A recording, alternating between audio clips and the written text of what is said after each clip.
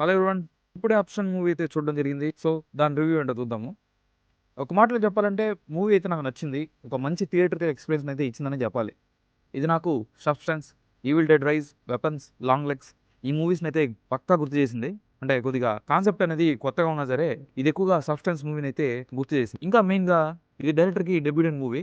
7.5 సీఆర్‌తో తీస్తే దగ్గర దగ్గర 800 క్రోర్స్‌కి దగ్గర వెళ్ళిందంట. నిజంగా చాలా పెద్ద విషయము.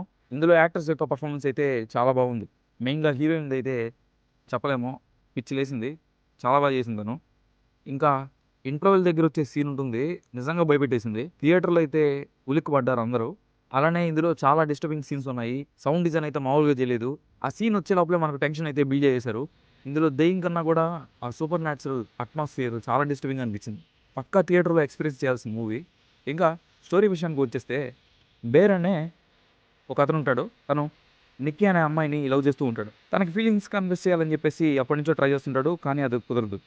అయితే ఒకసారి 'వన్ విష్ ఇల్‌లో' అని చెప్పేసి ఒక ఆబ్జెక్ట్ అనేది తనకు దొరుకుతుంది. లైక్ తను పోయి ఒక స్టోర్‌లో కొంటాడు. దాన్ని గాని బ్రేక్ చేసి విష్ కోరుకుంటే అది జరుగుతది. ఏదో ట్రై చేద్దాం అన్నట్టు ట్రై చేసి నిక్కీ తనకి అందరికన్నా ఎక్కువగా తనని లవ్ చేయాలని చెప్పేసి అనుకుంటాడు. ఆ విష్ అయితే జరుగుతుంది. కానీ దానికి పరిణామాలు చాలా దారుణంగా ఉంటుంది. అది ప్రేమ కన్నా ఎక్కువగా కూడా టైటిల్‌లో మనకు చెప్పినట్టు అబ్సెషన్ లాగా మారిపోతుంది. రాను రాను అది చాలా క్రీపీగా, డిస్టర్బెన్స్‌గా ఉంటుంది. లాస్ట్‌కి బేర్ దాని నుండి బయటపడ్డాడా? నిక్కీకి ఏమైంది?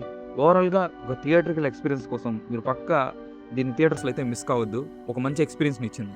ఇది నాకు కాన్సెప్ట్ పరంగా 'సబ్‌స్టెన్స్' మూవీని గుర్తు చేసింది. అండ్ కొన్ని షార్ట్స్ అయితే నాకు 'వెపన్స్' మూవీ నుంచి చాలా బాగా అంటే ఇన్‌స్పైర్ అని చెప్పొచ్చు. లేదా తనను తీసినా సరే నాకు అక్కడక్కడ తగిలిందనమాట.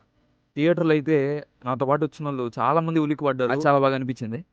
సో, పక్కా ఈ మూవీని థియేటర్స్‌లో మిస్ కావద్దు. ఒక మంచి హారర్ ఎక్స్‌పీరియన్స్‌ని ఇస్తుంది. ఈ మూవీకి నేను ఇచ్చే రేటింగ్ వచ్చేసరికి 8/10. నెక్స్ట్ వీడియోతో మళ్ళీ కలుద్దాం. అంతవరకు మన వీడియోస్ చూసేయండి. And don't forget to like, share and subscribe. Thank you.